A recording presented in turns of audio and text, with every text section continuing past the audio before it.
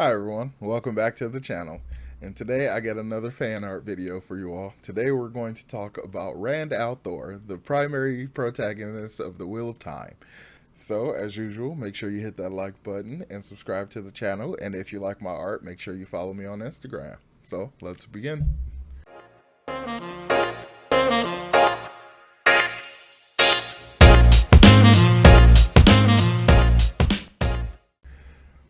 So today we're going to talk about Rand al'Thor, and I have only gotten through the first 4 books, so I don't really know a lot about Rand, but I will talk about the things I do know about him and most of the things that I like about him. So I really like the idea of this chosen one trope, but we have the chosen one in this character who didn't really want to do anything like this. He really just wanted to be at home and kind of follow in the footsteps of his dad and like make him proud and stuff and be a herder and just kind of do his thing and be back in the Two Rivers and just kind of marry men or Egwene. I can't remember. Yeah, Egwene, and like just kind of have a regular run of the mill life. And he was very much on his way to that until everything started happening. So I can kind of appreciate that homebody feel of this character and like this kind of stubborn nature that he has. Because one of the things that I had an issue with when I started getting into the Wheel of Time is with Moraine. So this idea that she knows everything and she knows all these things and like all this kind of stuff, but she doesn't really give information very freely.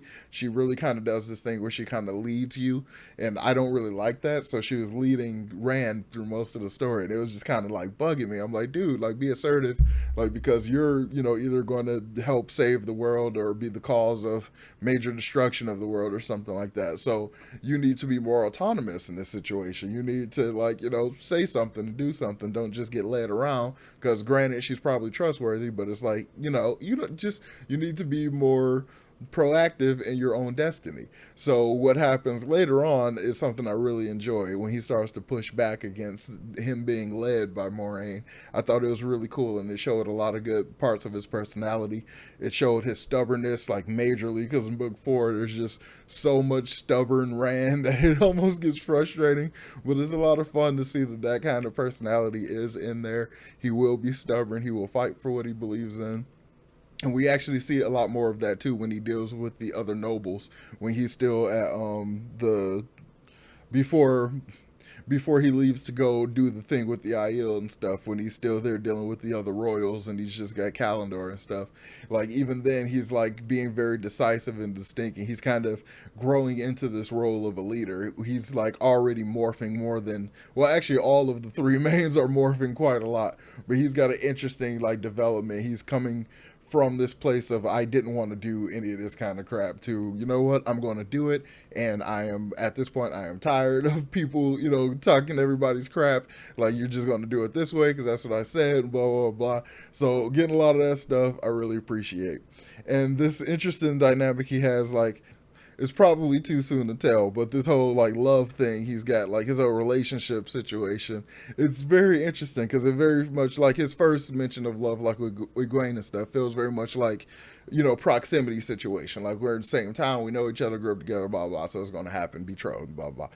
I just think it's interesting that he's kind of got this like dumb luck with ladies, like he barely has to really do anything, and then he now has this like whole chosen one thing and like all this other stuff. So he like has little to no effort in order to find a lady. But like in all honesty, you really don't have the time for it because there's so much that's going on. But he kind of has to because it's part of the prophecies in some ways. So there's a lot of stuff going on back and forth, and it's a lot of fun, and I really like it. And I think Rand is a really great protagonist, a primary protagonist to follow.